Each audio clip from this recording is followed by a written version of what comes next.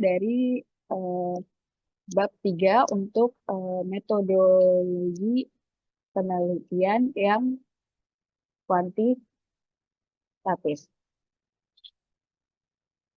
Oke, di sini di poin A, teman-teman menjelaskan tentang tempat dan waktu penelitian. Nah, karena di sini kita masih proposal yang sifatnya tugas, mungkin waktu dan tempatnya bisa teman-teman sesuaikan, ya. Nah, di sini tempat dan waktu itu menunjukkan kayak kapan sih kira-kira teman-teman itu mulai melakukan penelitian atau mulai melakukan pengambilan datanya, ya. Terus di mana tempat pengambilan datanya. Nah, di sini tempat itu tidak terbatas hanya di suatu nama perusahaan aja atau suatu nama tempat aja. Di sini kan ada objek dan ruang lingkup penelitian ya. Nah, yang dimaksud dengan objek dan ruang lingkup penelitian, kalau misalnya teman-teman menggunakan secondary data atau pakai data misalnya laporan keuangan yang ada di Bursa Efek Indonesia. Nah, itu teman-teman bisa masukin dari mana teman-teman ngambil datanya. Misalnya dari web Bursa Efek Indonesia. Terus ditulis kira-kira periode laporan keuangannya itu yang diambil dari tahun berapa sampai tahun berapa. Itu ya. Terus kalau misalnya teman-teman misalnya penelitiannya kan kemarin waktu di bab 1 kan udah saya arahkan kan kalian harus fokus mau ke wilayah mana. Ya, jadi kalau misalnya di wilayah Depok ya berarti tinggal dituliskan di wilayah Depok atau misalnya di wilayah Jakarta atau Jabodetabek. Ya, jadi itu disesuaikan. Mungkin untuk yang poin pertama ini masih mudah lah ya untuk dipahami. Nah, terus untuk poin yang kedua adalah tentang metode penelitiannya. Ya, nah di sini adalah poin yang harus teman-teman perhatikan karena ini adalah inti dari si bab 3 ini. Ya, di metode penelitian ini, di sini teman-teman menjelaskan menjelaskan metode yang digunakan, kemudian alasannya kenapa pakai metode tersebut. Ya, jadi kalau misalnya teman-teman pakai kuanti, kira-kira apa alasan yang bisa teman-teman buat? Kalau misalnya penelitiannya itu kuantitatif.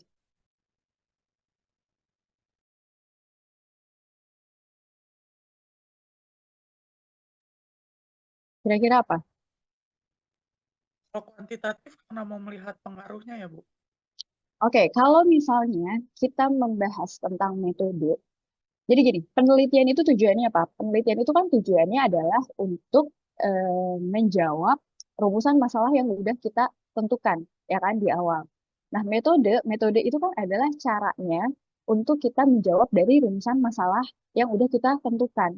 Berarti di sini ketika teman-teman menjelaskan alasannya, kenapa teman-teman pakai metode kuantitatif, berarti dikaitkan dengan apa? Dikaitkan pertama dengan rumusan masalah penelitian teman-teman, ya. Itu. Yang kedua, dikaitkan juga dengan tujuan penelitiannya. Karena rumusan dan tujuan itu saling berkaitan kan, ya. Terus yang ketiga apa? Dikaitkan juga dengan datanya, ya kan? Data yang teman-teman pakai atau gunakan. Karena tujuan penelitian kuantitatif, data yang digunakan dalam penelitian kuantitatif itu apa? Datanya bersifat numerikal. Kemudian analisisnya salah satunya adalah menggunakan pendekatan statistik, misalnya. Ya, jadi itu ya alasan yang bisa teman-teman gunakan untuk menjelaskan kenapa teman-teman menggunakan metode penelitian itu. Ya, jadi pertama yang pasti dikaitkan dengan rumusan masalah, kemudian tujuan masalah dan data yang akan teman-teman gunakan saat penelitian nanti. Ya, itu eh, di penjelasan awalnya. Nah, nanti di metode penelitian ini di bagian subbab metode penelitian ini ada anak-anaknya lagi, ya. Ada anak-anaknya lagi. Saya di sini apa yang pertama? Yang pertama adalah populasi dan sampling,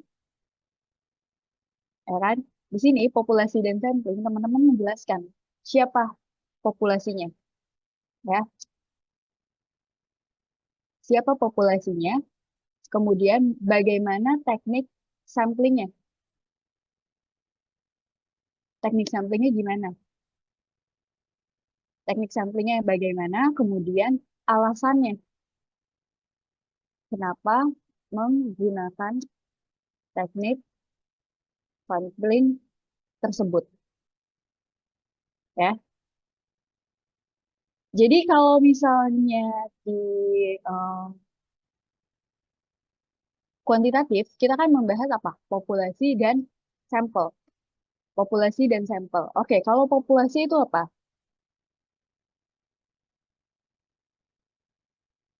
Populasi itu apa?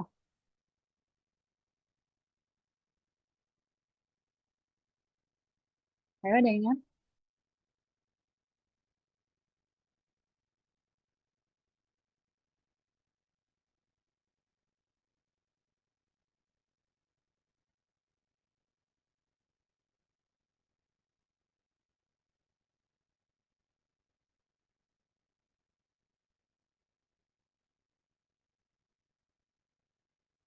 Ayo ada yang ingat apa itu populasi? Keseluruhan elemen yang dijadikan wilayah generalisasi. Oke, keseluruhan elemen yang akan dijadikan wilayah generalisasi, ya. Berarti apa populasi di sini? Kalau misalnya teman-teman ngambil wilayah Depok, ya berarti masyarakat Depok menjadi populasinya, ya kan? Atau misalnya ngambil em, generasi Z yang ada di Jakarta Selatan, misalnya ya berarti populasi adalah generasi Z yang ada di Jakarta Selatan, ya kan? Terus dari situ ada yang namanya apa? Teknik sampling, ya kan? Teknik sampling in general dibagi menjadi berapa? Dia mesti ingat,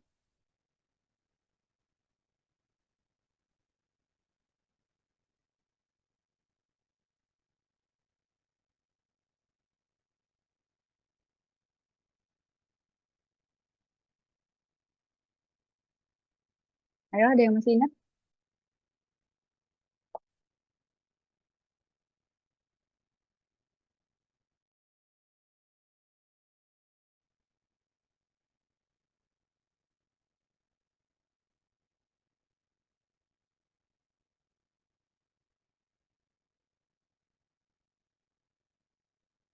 Oh, gimana nih mau nyusun bab 3? Teknik sampling itu belum pada hafal. Dua ya, Bu, probability sama Oke, non-probability. ada teknik sampling probability dan non-probability. Nah, terus kan nanti di masing-masing probability sama non-probability itu ada jenis-jenisnya lagi. Nah, di sini teman-teman jelasin, teman-teman pakai probability atau non-probability. Terus, kalau misalnya pakai probability-nya apa? Misalnya probability random sampling, ya kan? Probability factor sampling. Kalau misalnya non-probability apa? Pakai non-probability misalnya purposive sampling. Atau pakai non-probability snowball sampling. Nah, dari situ teman-teman juga jelasin kenapa teman-teman pakai teknik sampling tersebut, ya kan? Kalau misalnya purposive, itu misalnya karena memang ada kriteria khusus, ada kriteria tertentu yang membuat seseorang itu bisa dipilih menjadi sampel, ya. Atau yang lainnya kan sudah dijelaskan kan bagaimana kita menentukan atau kapan kita tahu kita pakai teknik sampling yang mana, ya. Nah, setelah kita menjelaskan apa teknik sampling yang kita gunakan, kemudian kenapa menggunakan teknik sampling tersebut, selanjutnya teman-teman menjelaskan eh, jumlah sampel minimum. Sebentar.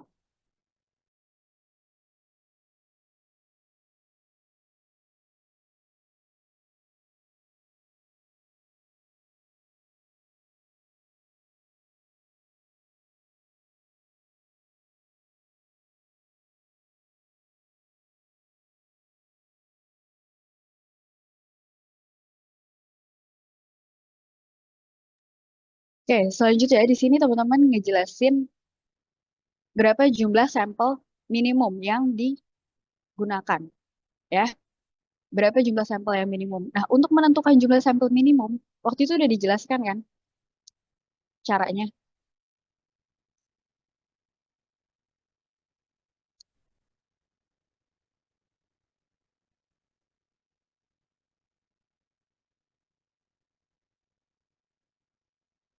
Halo?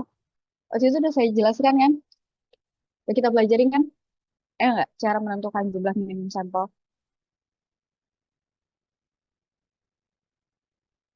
Ya, dari situ kan bisa dilihat dari populasi yang diketahui sama populasi yang tidak diketahui. Nah, di situ kan ada rumusnya. Berarti teman-teman masukin rumusnya apa, cara menghitungnya gimana. Terus kalian pakai rumusnya siapa. Kalau itu ada beberapa kan yang saya jelasin.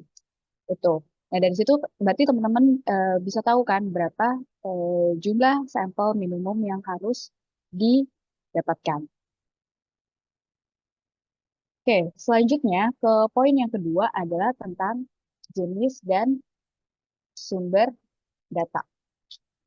Oke, bentar. Karena sudah setengah 10, coba saya mau cek lagi yang tadi belum hadir.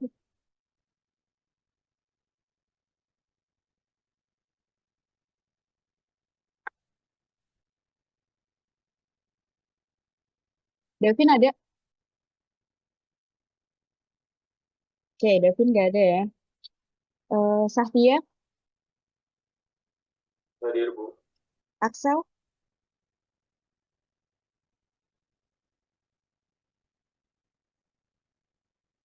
Axel hadir. Ilhan, Ilhan hadir. oke, Sarah, Hana, Hadir Ibu. oke, Fauzia, Rizky Nandi,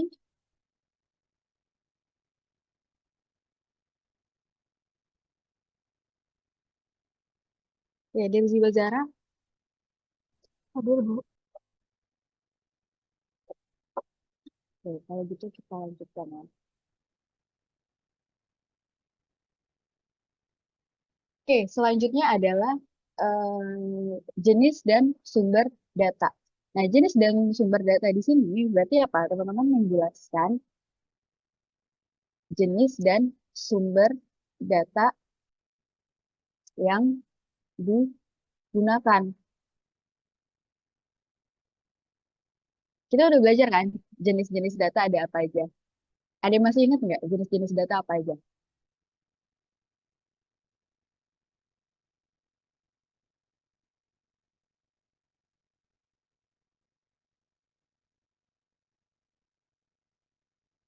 Halo? Ada yang masih ingat jenis-jenis data ada apa aja?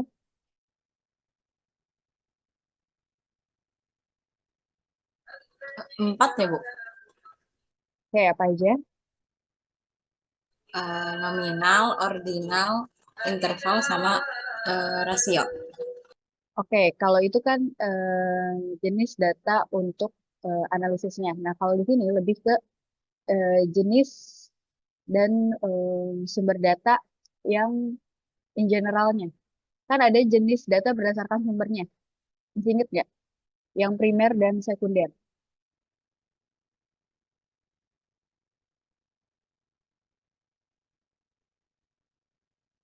Masih ingat? Oke, di sini jadi teman-teman ngejelasin jenis datanya pakai primer atau sekunder. Terus kalau misalnya teman-teman pakai primer, itu dari mana dapatnya? Ya, sekunder juga dijelasin dari mana dapatnya. Misalnya kalau primer itu apa? Primer itu kan artinya datanya itu yang diambil secara langsung, ya kan? Artinya apa? Berarti bisa dari kuesioner, ya kan? Bisa dari observasi, bisa dari wawancara. Nah, kalau misalnya data sekunder itu dari mana? Data sekunder ya berarti didapatkan dari em, misalnya website Bursa Efek Indonesia atau misalnya dari Badan Pusat Statistik, ya. Seperti itu. Nah, terus habis itu teman-teman juga jelasin kira-kira datanya ini sifatnya adalah cross sectional atau time series. Ada yang masih ingat apa itu cross sectional dan time series?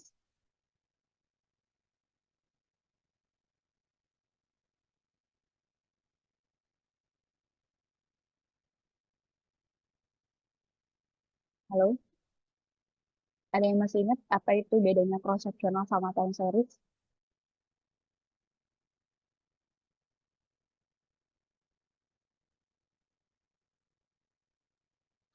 Kalau data cross section itu yang lintas daerah atau lintas wilayah gitu ya, Bu. Jadi kalau data time series itu yang dalam beberapa kurun waktu tertentu. Oke, kalau misalnya time series itu adalah data yang diambil secara apa ya? Secara berulang-ulang. Misalnya gini, laporan keuangan. Laporan keuangan itu kan misalnya dari Januari Desember tahun misalnya 2022 sampai 2024. Nah, itu yang dikatakan data time series. Kalau misalnya data cross sectional adalah data yang memang diambil pada waktu tertentu aja, ya. Misalnya kayak teman-teman survei, surveinya dilakukan hanya di bulan Mei atau di bulan Agustus. Nah, itu dinamakan dengan data cross sectional. Jadi teman-teman jelaskan, teman-teman pakai cross sectional atau time series, ya. Bisa dipahami sampai sini? Bisa, Bu. Oke, selanjutnya adalah yang ketiga, teknik pengumpulan data. Oke, untuk teknik pengumpulan data di kuantitatif ada berapa?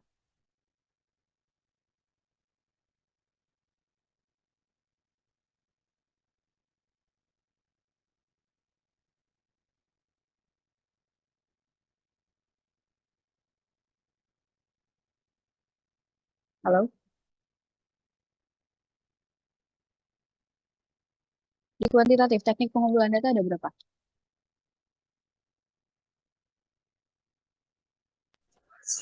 3, Bu. Oke, apa aja? Kuesioner, wawancara, sama observasi. Oke, ada kuesioner, observasi, sama wawancara. Nah, di sini teman-teman jelasin, ya. Jelasin pakai apa, bagaimana prosesnya, terus kenapa menggunakan teknik tersebut, ya. Jadi misalnya teman-teman pakai kuesioner. Oke, pakai kuesioner. Terus gimana prosesnya, ya? Apakah misalnya kuesioner itu pertama kan berarti teman-teman harus menjelaskan bahwa kuesioner itu mau dibuat dalam bentuk apa? Apakah mau dibuat online kuesioner atau misalnya kuesioner yang biasa tuh yang pakai kertas gitu, ya kan? Terus habis itu dijelasin juga bagaimana proses menyebarkan kuesionernya. Kayak kalau misalnya online, apakah akan menggunakan eh, sosial media, ya kan?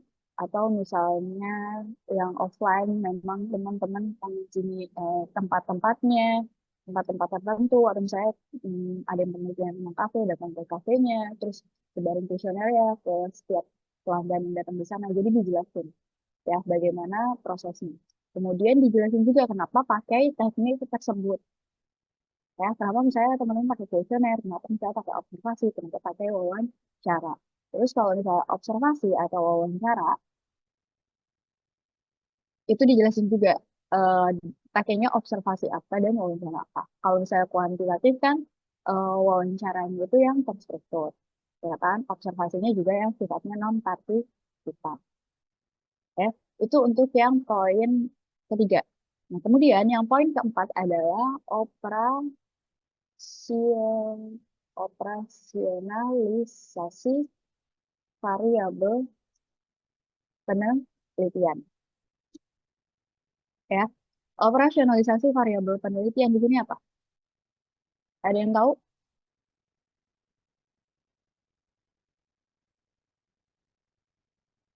Operasionalisasi variabel penelitian itu apa?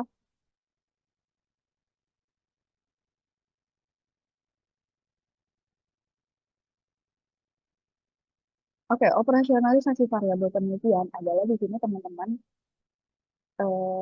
Masih ingat nggak waktu itu kan saya minta kalian untuk ngerjain tugas bikin instrumen penelitian kuantitatif yang kelompok bertiga-bertiga. Masih ingat. Oke, itu dimasukin ke operasionalisasi variabel. Jadi di sini adalah instrumen penelitian. Di sini tabelnya, format tabelnya dibebaskan. Dibebaskan ya, jadi nggak harus sama persis kayak yang ada di tugas waktu itu. Jadi bisa kalian sesuaikan. Yang penting apa? Yang penting ada penjelasan tentang variabelnya, ya. Variabel yang digunakan itu apa, X-nya apa, Y-nya apa. Itu dijelasin secara sederhana aja maksudnya variabel itu apa, ya. Terus setelah variabel, apa lagi harus dijelaskan? Ada indikatornya, ya. Indikatornya, kemudian di sini ditulis referensinya dari siapa, ya, pakai teori siapa. Kemudian dari indikator, itu masing-masing kan harus dikembangkan menjadi item instrumen, ya. Item instrumennya nanti di sini juga kalian tulis referensinya. Kalian mengutip atau mengadaptasi dari penelitian siapa, ya. Nah, item instrumennya ini bisa dalam bentuk statement atau pertanyaan. Nah, kemarin itu masih banyak yang keliru membuat si item instrumennya, ya. Jadi masih banyak yang statement-statementnya itu belum clear, belum jelas. Saya udah kasih feedback kan untuk yang tugas instrumen penelitian di situ. Jadi silahkan kalian baca feedbacknya dari kelompok kalian. Kalau misalnya memang ada yang perlu diperbaiki, berarti itu kalian refleksiin aja ke instrumen penelitian yang bakal kalian kembangin. Kemarin itu banyak yang problem di bikin statementnya itu nggak clear. Jadi kalau misalnya kita bikin item instrumen, statementnya itu, kita harus bikin se-clear mungkin. Jangan bikin ambigu, ya. Jadi harus jelas tuh subjek, predikat, objeknya ibaratnya. Ya kalau berdasarkan kaidah bahasa Indonesia. Nah terus,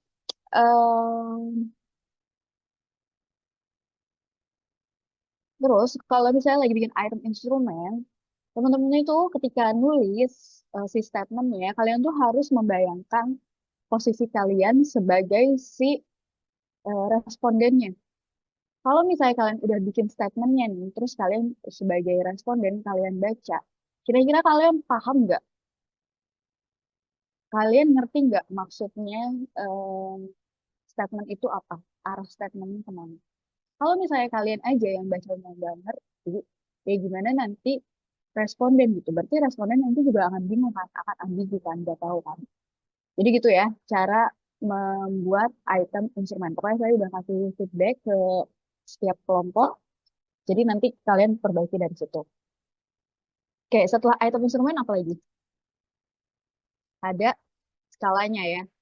Nah, di sini skala pengukurannya, kita tadi sudah belajar kan, ada yang rating, ada yang apa lagi? Likert, Bu. Ada Likert, terus ada apa lagi?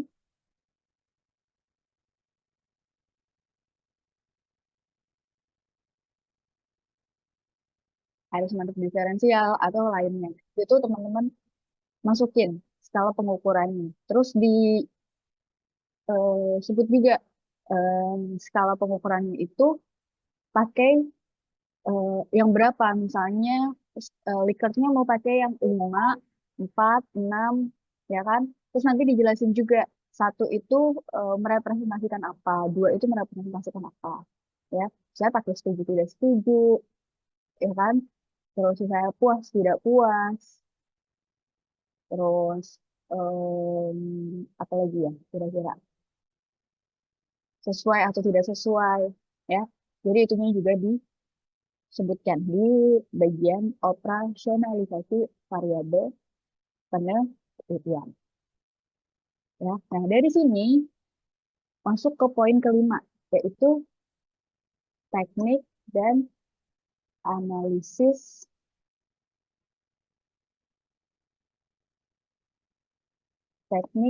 pengolahan dan analisis data.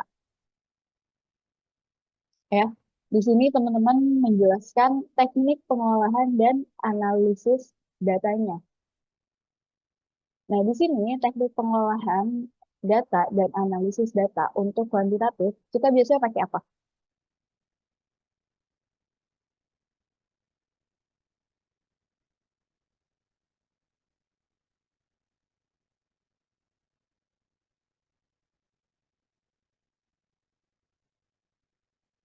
Pakai pendekatan statistik pun. Oke, pakai pendekatan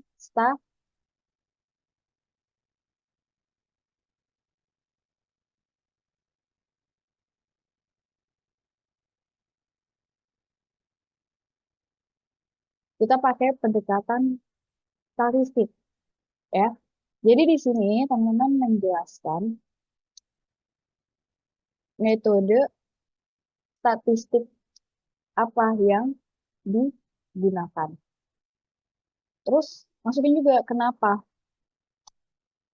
pakai metode itu. Kayak metode statistik yang udah dipelajari ada apa aja? Kan ada analisis korelasi, kemudian ada analisis regresi, ya kan? Terus ada juga apa? Faktor atau analisis faktor, ya kan?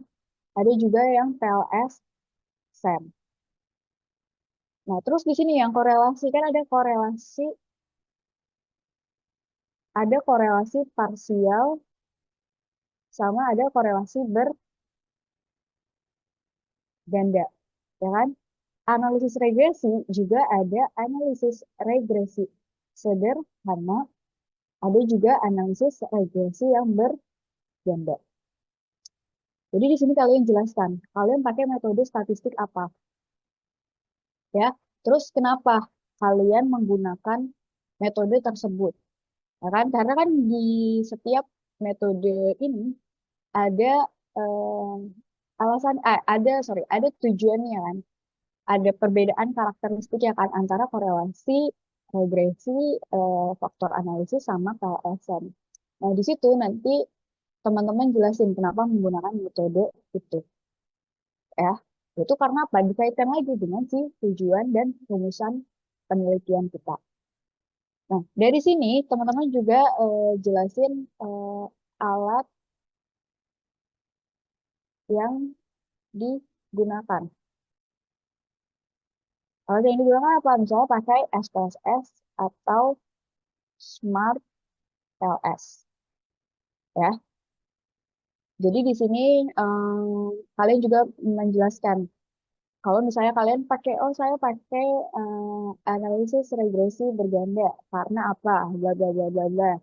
Kemudian dalam proses analisis ini saya akan menggunakan tools atau aplikasi SPSS, ya, kayak gitu. Jadi di sini kalian juga menyebutkan apa yang kalian gunakan alatnya ya, tools ya, SPSS atau Smart LS misalnya. Oke, nah terus dari sini nanti akan ada anak-anaknya lagi, ya. Akan ada anak-anaknya lagi. Oke, kalau misalnya di teknik analisis statistik, kalian kan sudah belajar ya analisis korelasi berganda, analisis faktor sama PLSM kan. Kira-kira apa aja tahapan yang harus teman-teman laluin?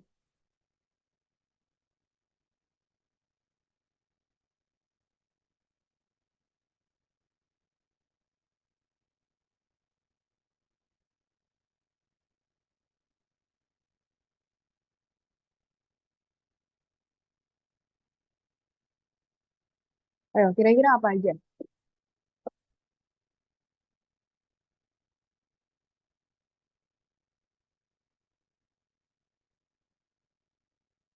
Oke, sekarang coba kita bahas yang analisis korelasi sama analisis regresi.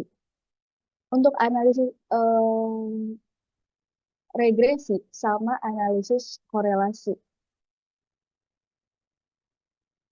Tahapan yang pertama apa?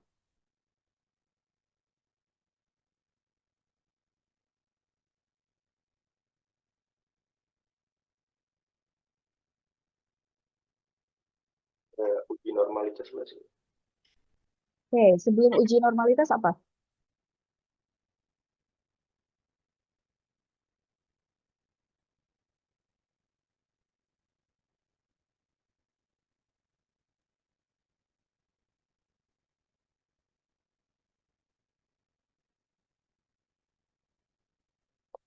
Oke, sebelum uji normalitas apa?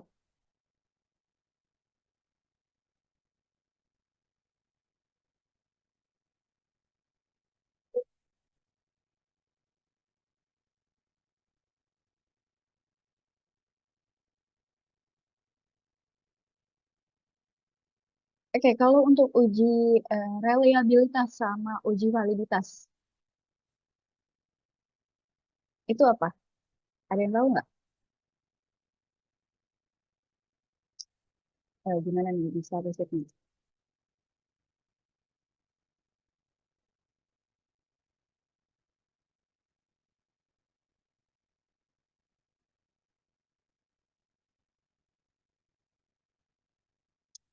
Ayo, coba dibuka catatan statistiknya. Kalau misalnya dalam tahapan analisis korelasi dan regresi, itu ada apa aja?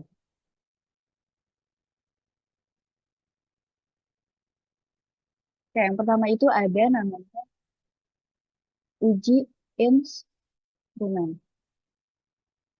Ya, di sini adalah untuk menguji apa? Validitas dan reliabilitas instrumen penelitian. Ya kan? Instrumen penelitian itu apa? Alatnya kan? Alat yang mau kita gunakan untuk mengambil data penelitian, ya kan? Kalau misalnya teman-teman mau survei, berarti apa? Kita bikin si statement-statementnya tadi untuk mengukur si variabel, ya kan? Nah, di sini kita harus melakukan uji instrumennya dulu. Kita cek dulu, valid nggak, reliable nggak ini item atau kuesioner yang kita buat, ya. Dari situ. Nah, nanti di sini dijelaskan bagaimana cara menguji validitas dan reliabilitasnya. Ada yang tahu nggak uji validitas sama reliabilitas itu dilihat dari mana?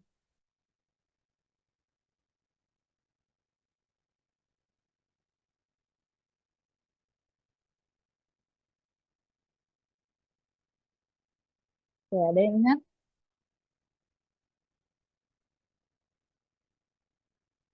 Ya, uji validitas dan reliabilitas itu dilihat dari nilai R sama dari Cronbach alfanya.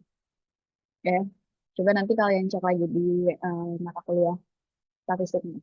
Karena ini yang bagian penjelasan teknik pengolahan dan analisis data ini akan berkaitan dengan si analisis statistiknya. Ya, terus dari uji instrumen apa? Ada uji normalitas, ya kan? Untuk melihat apakah data terdistribusi normal atau tidak, ya. Terus nanti di situ dijelasin untuk menguji normalitas itu dilihat dari mana, ya. Nilai apa yang dilihat? Oke, setelah uji normalitas ada uji apa lagi? Ada uji asumsi klasik. Apa itu uji asumsi klasik?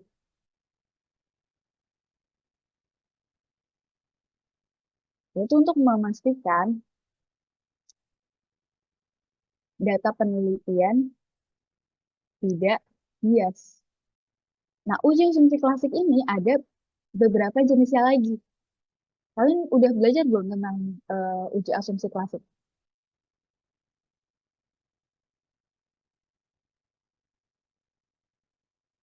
Oke, kalau uji asumsi klasik itu ada uji heterokedasitas. Ya. Terus ada namanya uji multikolinearitas.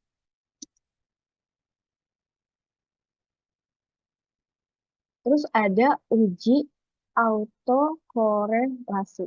Tapi kalau uji autokorelasi ini hanya untuk data time series. Kalau datanya bukan time series, itu pakainya cukup heterokedasitas sama multikolinearitas. Ya. Nanti ini coba kalian cek lagi ya di statistiknya. Kalau misalnya uji heterokedasitas itu untuk apa? Terus ngeceknya pakai apa? Pakai kalian ada yang tahu ini nggak sih? Script load, terus nilai VIF. Nah, itu biasanya yang digunakan untuk uji asumsi klasik. Nah, jadi ini silahkan teman-teman cek lagi di catatan statistik atau materi kuliah statistik teman-teman. Atau misalnya teman-teman bisa cari lah, ya, bisa pelajari apa itu yang dimaksud dengan uji asumsi klasik, terus terdiri dari apa aja. Ya, dan tujuannya untuk apa? Uji heterokedasitas itu untuk apa? Multikolinearitas itu untuk apa?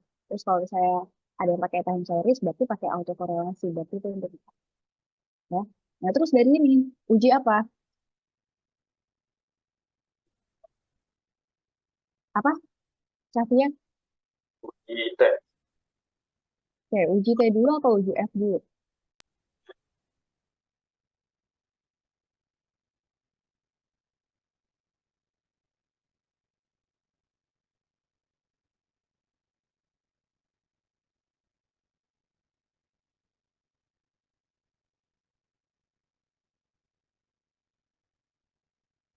Oke, uji F dulu atau uji T dulu, kira-kira?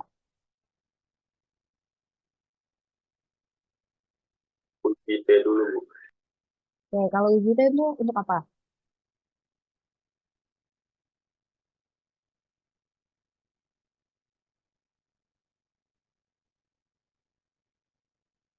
Oke, pertama kita akan ada uji T. Ya. Uji T ini fungsinya untuk apa? Untuk melihat pengaruh antar variabel. Ya. Tapi apa? Tapi secara parsial. Artinya apa? Hubungannya satu-satu. Ya kan? Misalnya dari X, X1 ke Y, terus X2 ke Y, X3 ke Y. Ya, jadi dilihat hubungannya secara satu-satu. Ya kan? Terus habis itu apa? Ada uji F. Uji F itu untuk apa?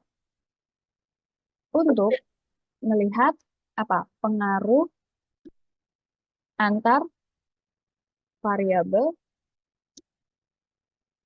secara simultan atau bersamaan. Ya. Kalau misalnya teman-teman pakainya pendekatan analisis regresi berganda, berarti sampai uji F. Tapi kalau misalnya teman-teman analisisnya menggunakan regresi sederhana, nggak ada bergandanya, analisis regresi sederhana, kan bedanya sederhana sama berganda apa?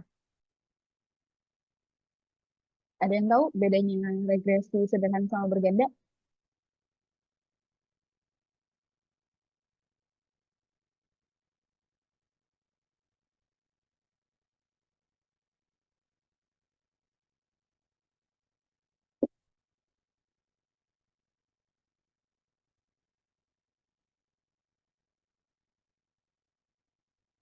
Ada yang ingat? Apa bedanya sederhana sama berganda?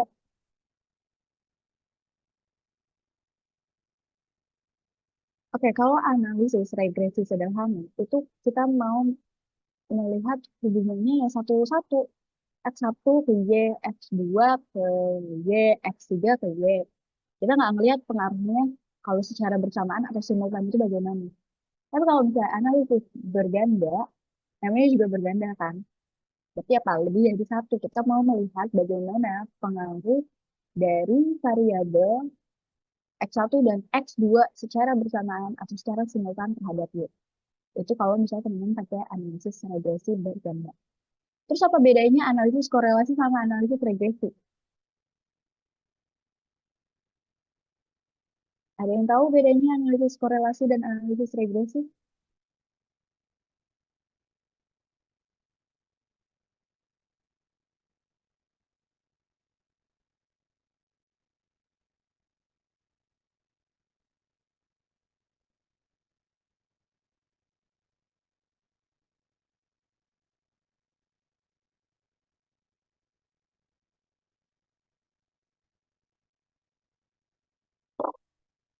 Ayo, gimana nih? Masuk kuliah statistiknya.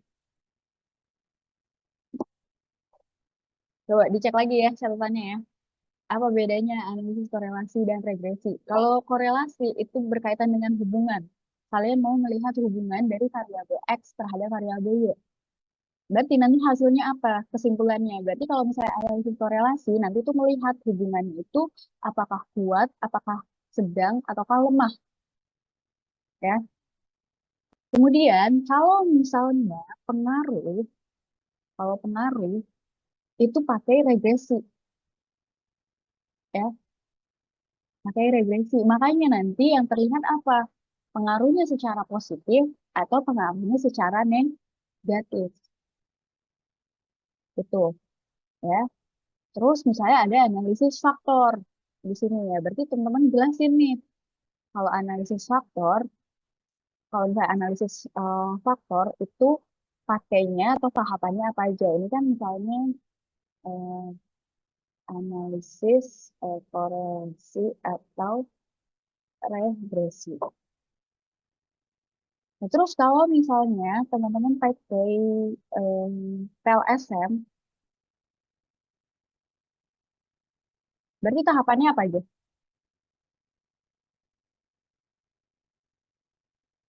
Untuk yang PLS ini belum diajarin sih Bu sama Pak ini.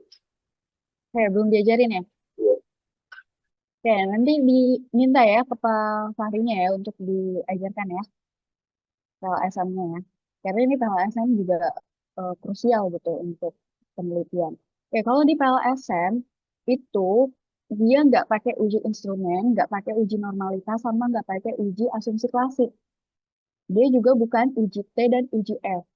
Tapi kalau di PLSM itu ada namanya outer model test sama ada inner model test. Ya, kalau misalnya outer model test itu nanti di sini teman-teman melihat nilai loading factor. Terus di sini juga teman-teman melihat nilai eh, apa namanya composite reliability, kemudian ada nilai AP, sama ada diskriminan validity. Nah, diskriminan validity ini juga ada tiga. Ada HTMT, ada Cornell Lecture, sama ada cross loading. Di sini teman-teman jelasin diskriminan validity ini tuh pakai apa? Pakai HTMT, pakai Cornell Lecture, atau pakai cross loading. Nah, kemudian di inner model test itu nanti teman-teman menguji R square ya. R square, kemudian ada hipotesis testing. Hipotesis testing itu bisa dilihat dari mana? Dari nilai p-value dan t statistik. Kemudian untuk melihat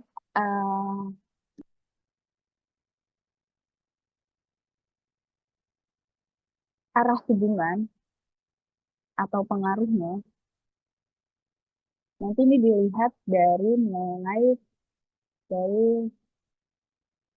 original sample value.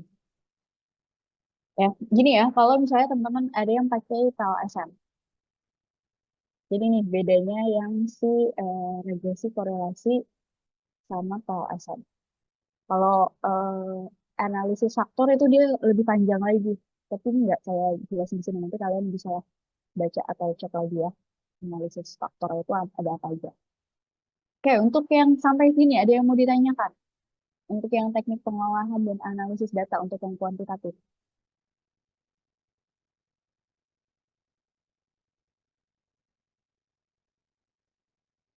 Jelas? Oke, bisa ya. Berarti ya, nanti berarti di sini teman-teman menjelaskan juga kriteria nilai minimum itu harus berapa. Terus dilihatnya dari nilai apanya. Ya, itu ya. Oke, selanjutnya. Oke, ini untuk yang kuantitatif udah sampai sini. Ada yang mau ditanyakan nggak yang untuk kuantitatif? Sebelum kita pindah ke kualitatif.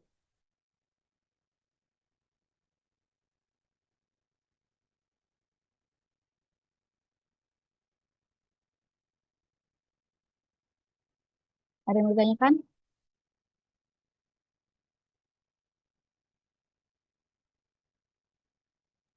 Belum ada, Bu.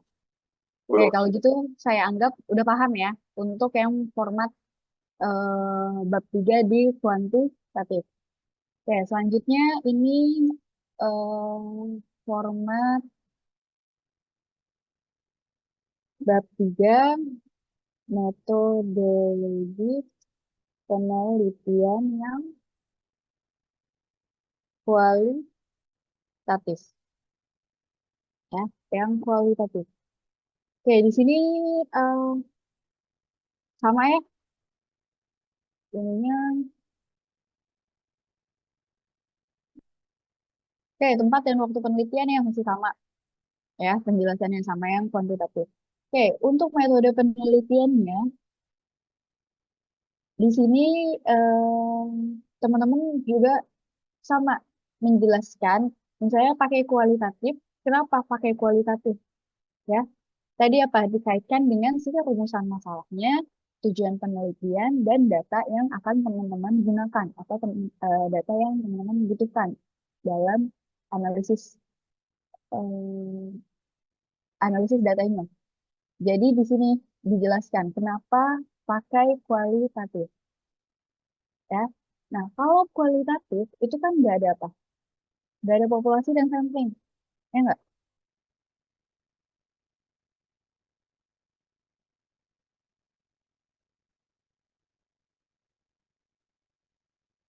Halo?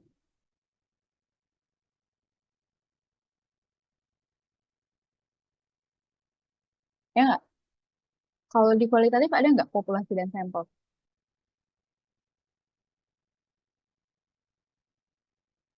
Nggak Nggak ada, ada. Ibu. Tidak ada. Oke, nggak ada ya.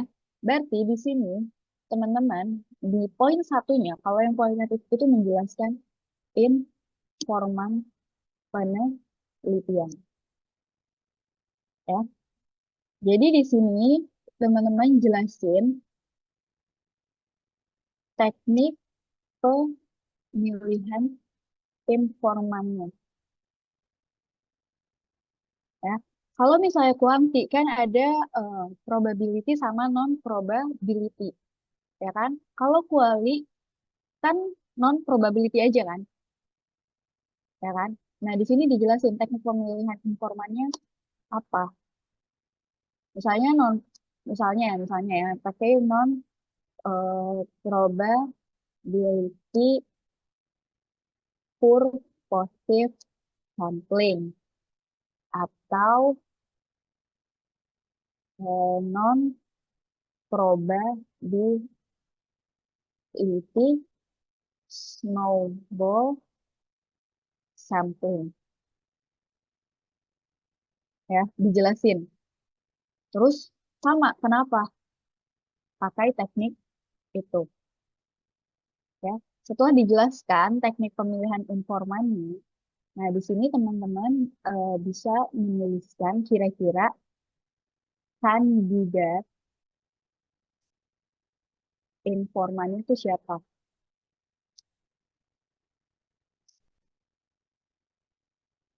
Ya, misalnya di perusahaan. Di perusahaan, berarti siapa yang bakal di interview? Entah misalnya dari level manajemen, entah karyawannya, ya kan? Atau misalnya kalian mau menganalisis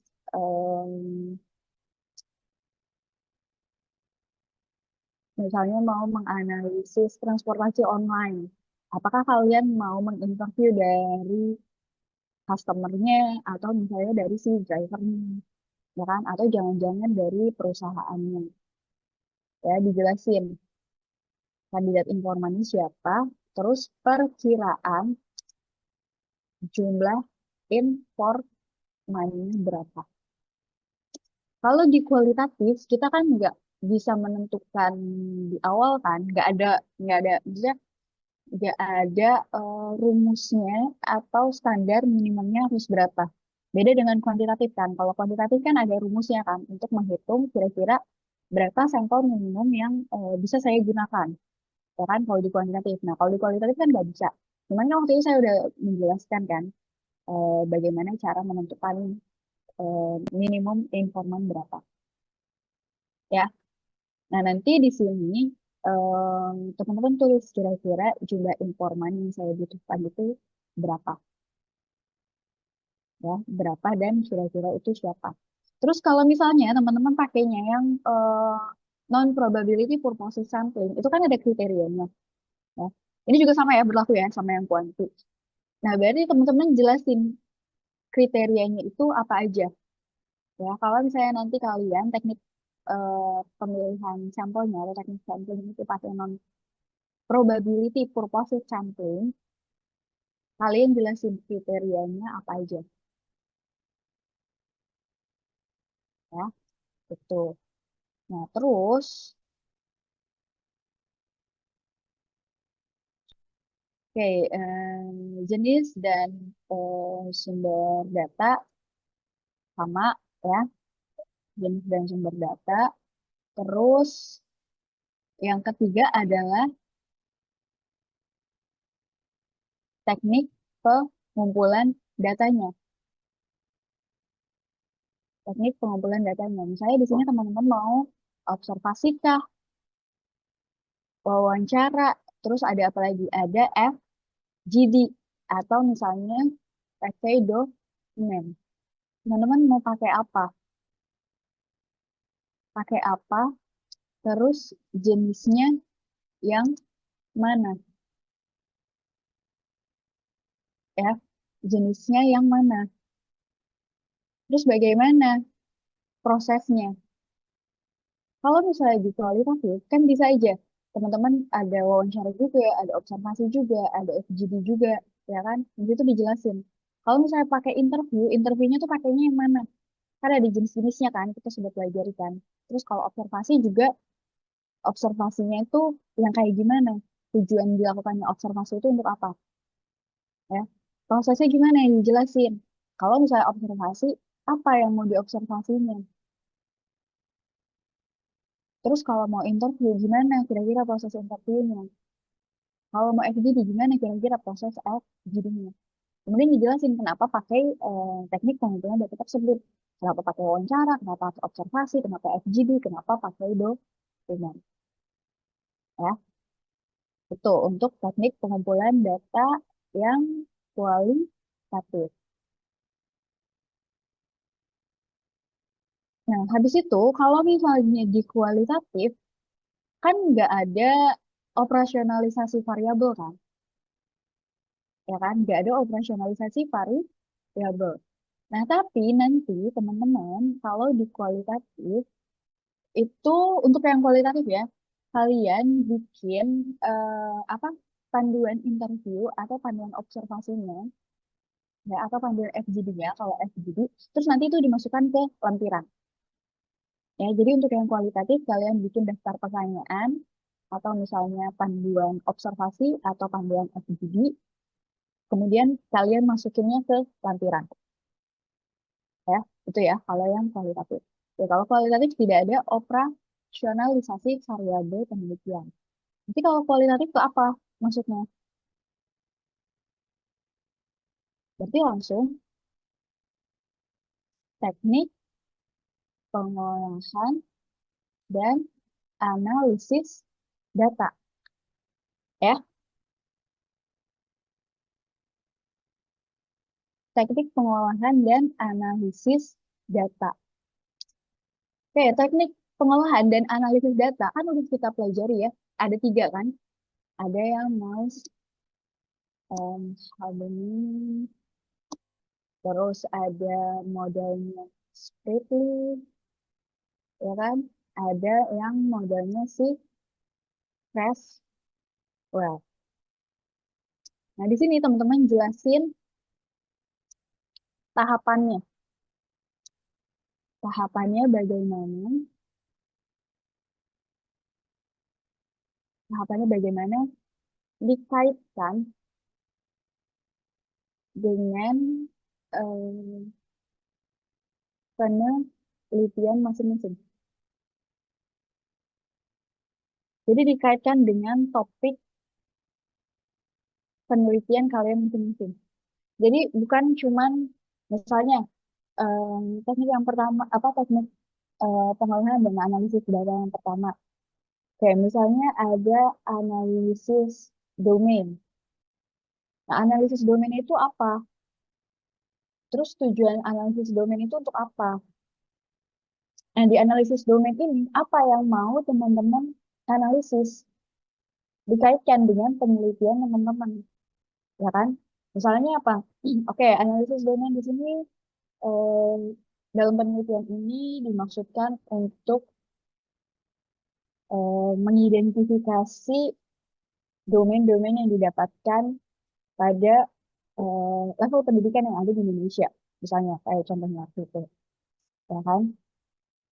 Atau misalnya yang analisis si Creswell, ya kan? Ada analisis coding. Nah, di situ teman-teman jelasin open codingnya itu untuk apa, axial codingnya itu untuk apa, selective codingnya itu untuk apa. Ya, misalnya di open codingnya adalah untuk memberikan kode awal kira-kira apa saja kode-kode yang didapatkan berkaitan dengan kepuasan pelanggan gitu. Atau misalnya alasan atau motivasi seseorang untuk mengunjungi tempat wisata X. Kayak gitu ya. Jadi maksudnya adalah dikaitkan dengan topik penelitian kalian masing-masing. Tahapan itu di situ maksudnya gimana? Ya. Nah, dari sini kalian jelasin teknik validasi datanya. Ya, kalau misalnya di kualitatif kan itu ada yang namanya triangulasi. Triangulasi ini kan ada yang triangulasi sumber atau triangulasi tekniknya. Kalian jelasin tuh di situ. Triangulasi yang mau kalian pakai itu triangulasi yang mana? Yang sumber atau yang teknik? Nah, kalau misalnya yang sumber kalian jelasin, di sini maksudnya menggunakan sumber yang berbeda itu apa aja. Begitu juga kalau misalnya triangulasinya itu triangulasi teknik. Kalian jelasin teknik yang bakal digunakan itu apa aja untuk mengkonfirm hasil penelitian kalian. Ya. Oke, kalau yang kualitatif udah sampai situ. Cuma nanti bedanya kualitatif ada lampiran daftar pertanyaan wawancara atau pedoman wawancara. Kemudian kalau observasi berarti dibuat pedoman observasinya. Terus kalau misalnya FGD berarti dibuat pedoman FGD. Ya. Oh ya, terus misalnya di teknik pengolahan dan analisis data, di situ juga teman-teman ngejelasin, misalnya teman-teman kan pakainya interview, berarti nanti akan dilakukan transkrip data terlebih dahulu. Kalau misalnya teman-teman pakai observasi, berarti nanti akan membuat catatan lawangannya atau field notes-nya. Terus kalau misalnya FGD, itu berarti apa? Bikin notulensinya, ya. Dari situnya juga dijelasin. Oke, itu untuk yang si hmm, kualitatif. Habis ini ada yang mau ditanya?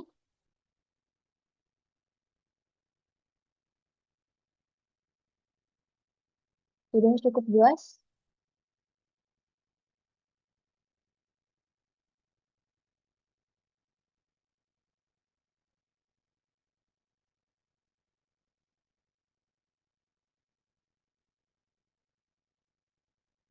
Sudah cukup jelas atau malah bingung? Cukup jelas Bu. Oke, cukup jelas ya. Clear ya? Benar ya? Berarti udah bisa ya, bikin bab 3 ya. Bismillah Bu. Oke, kalau gitu mulai dikerjain ya, mulai dicicil ya. Karena ini banyak kan, bab 3 ya. Terus yang buat analisis kuantitatif, coba kalian baca-baca lagi ya. Tahapan eh, analisis statistiknya itu apa aja. Terus kalau misalnya ada yang belum diajarin sama Pak Fahri ya, Pak Fahri kan dosennya, ditanya aja ke Pak Fahrinya. Ya biar kalian juga belajar gitu. Misalnya tadi apa PLSM belum diajarin, ya udah kalian minta gitu ke bapaknya. Karena apa? Karena kan statistik juga krusial ya untuk nanti penelitian teman-teman, apalagi kebanyakan pada pakainya kuanti kan, ya itu ya. Oke, kalau misalnya memang sudah tidak ada yang ditanyakan lagi, mungkin kita cukupkan untuk pertemuan hari ini. Nanti kita akan ketemuan lagi minggu depan, ya sesuai kesepakatan kemarin. Berarti hari Kamis lagi, ya. Hari Kamis kayak kemarin kita offline jam 8 di kampus. Kita akan membahas tentang hasil analisis yang kualitatif sama bagaimana penulisan secara ilmiah atau penulisan akademik. Ya, oke kalau gitu kurang lebih mohon maaf. Saya akhiri kelas hari ini. Assalamualaikum warahmatullahi wabarakatuh.